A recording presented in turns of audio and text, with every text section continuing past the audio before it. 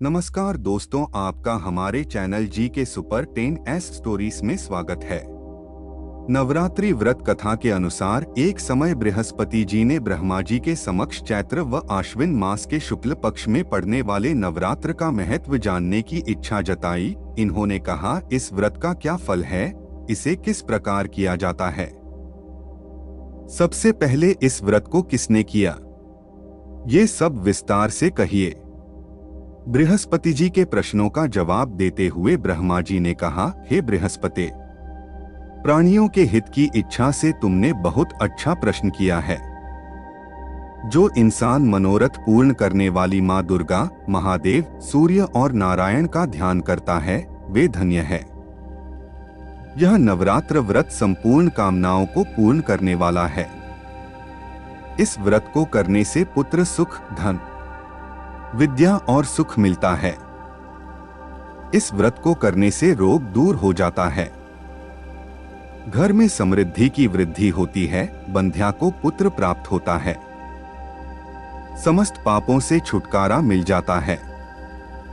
जो मनुष्य इस नवरात्र व्रत को नहीं करता, वह अनेक दुखों को भोगता है। यदि व्रत करने वाला मनुष्य सारे दिन का उपवास न कर सके तो एक समय भोजन करे और 10 दिन बांधवों सहित नवरात्र व्रत की कथा का श्रवण करे। हे बृहस्पति, जिसने पहले इस महाव्रत को किया है, वह कथा मैं तुम्हें सुनाता हूँ। ब्रह्मा जी बोले, प्राचीन काल में मनोहर नगर में पीठक नाम का एक अनाथ ब्राह्मण रहता था। वह माँ दुर्गा का भक्त था। उसे संपूर्ण सद्गुणों से युक्त सुमति नाम की एक अत्यंत सुंदर कन्या उत्पन्न हुई। वह कन्या अपने पिता के घर में अपनी सहेलियों के साथ क्रीड़ा करती हुई इस प्रकार बढ़ने लगी जैसे शुक्ल पक्ष में चंद्रमा की कला बढ़ती है। उसका पिता प्रतिदिन जब दुर्गा की पूजा करके होम किया करता, वह उस समय नियम से वहां उपस्थित रहती। एक दिन सुमति भगवती के पूजन में उपस्थित नहीं हुई। उसके पिता को पुत्री की ऐसी असावधानी देखकर क्रोध आया और वह पुत्री से कहने लगा, अरे दुष्ट पुत्री, आज तूने भगवती का पूजन नहीं किया, इस कारण मैं किसी कुष्ठ रोगी या दरिद्र मनुष्य के साथ तेरा विवाह करूंगा। पिता की बात सुनकर सुमति को बड़ा दुख हुआ और पिता से कहने लगी, हे पिता, मैं आपकी कन्या हूँ तथा सब तरह आपके अधीन हूँ। जैसी आपकी इच्छा हो वैसा ही करो। चाहे राजा से, चाहे कुष्टी से, चाहे दरिद्र से, जिसके साथ चाहो मेरा विवाह करना चाहो कर दो, पर होगा वही जो मेरे भाग्य में लिखा है। क्योंकि कर्म करना मनुष्य के अधीन है, पर फल देना ईश्वर के अधीन है। कन्या के निर्भयता से कहे हुए वचन सुन उस ब्राह्मण ने क्रोधित हो अपनी कन्या का विवाह एक कुष्टी के साथ कर दिया और अत्यंत क्रोधित हो पुत्री से कहने लगा, हे पुत्री, अपने कर्म का फल भोगो, देखें भाग्य के भरोसे रहकर क्या करती हो। पिता के ऐसे कटु वचनों को सुन सुमति मन में विचार करने लगी, अहो, मेरा बड़ा दुर्भाग्य है जिससे मुझे ऐसा पति मिला। इस तरह अपने दुख का विचार करती हुई वह कन्या अपने पति के साथ वन में चली गई और डरावने कुशायुक्त उस निर्जन वन में उन्होंने वह रात बड़े कष्ट से व्यतीत की। उस गरीब बालिका की ऐसी दशा देख देवी भगवती ने पूर्व पुण्य के प्रभाव से प्रकट हो सुमति से कहा, हे दीन ब्राह्मणी, मैं तुझसे प्रसन्न हूँ, तुम जो चाहो सो वरदान मांग सकती हो। भगवती दुर्गा का यह वचन सुन ब्राह्मणी ने कहा, आप कौन हैं, वह सब मुझसे कहो। ब्राह्मणी का ऐसा वचन सुन देवी ने कहा कि मैं आदि शक्ति भगवती हूँ और मैं ही ब्रह्म विद्या व सरस्वती हूँ। प्रसन्न होने पर मैं प्राणियों का दुख दूर कर उनको सुख प्रदान करती हूँ। हे ब्राह्मणी, मैं तुझ पर तेरे पूर्व जन्म के पुण्य के प्रभाव से प्रसन्न हूँ। तुम्हारे पूर्व जन्म का वृतांत सुनाती हूँ, सुनो। तू पूर्व जन्म में निषाद की स्त्री थी और अति पतिव्रता थी। एक दिन तेरे पति निषाद ने चोरी की। चोरी करने के कारण तुम दोनों को सिपाहियों ने पकड़ लिया और जेल खाने में कैद कर दिया। उन लोगों ने तुझको और तेरे पति को भोजन भी नहीं दिया। इस प्रकार नवरात्र के दिनों में तुमने न तो कुछ खाया और न जल ही पिया, इस प्रकार 9 दिन तक नवरात्र का व्रत हो गया। हे ब्राह्मणी, उन दिनों में जो व्रत हुआ, इस व्रत के प्रभाव से प्रसन्न होकर मैं तुझे मनोवांछित वर देती हूँ। तुम्हारी जो इच्छा हो सो मांगो। इस प्रकार दुर्गा के वचन सुन ब्राह्मणी बोली, अगर आप मुझ पर प्रसन्न हैं तो हे दुर्गे, मैं आपको प्रणाम करती हूँ। कृपा करके मेरे पति का कोढ़ दूर करो। देवी ने कहा, उन दिनों तुमने जो व्रत किया था, उस व्रत का 1 दिन का पुण्य पति का कोढ़ दूर करने के लिए अर्पित करो। उस पुण्य के प्रभाव से तेरा पति ठीक हो जाएगा। इस प्रकार देवी के वचन सुन वह ब्राह्मणी प्रसन्न हुई और पति को निरोग करने की इच्छा से जब उसने तथास्तु, ठीक है, ऐसा वचन कहा, तब उसके पति का शरीर भगवती दुर्गा की कृपा से कुष्ठ रोग से रहित हो गया। वह ब्राह्मणी पति को देख देवी की स्तुति करने लगी, हे दुर्गे, आप दुर्गति को दूर करने वाली, तीनों लोकों का संताप हरने वाली, समस्त दुखों को दूर करने वाली, रोगी मनुष्य को निरोग करने वाली, प्रसन्न हो मनोवांछित वर देने वाली और दुष्टों का नाश करने वाली जगत की माता हो।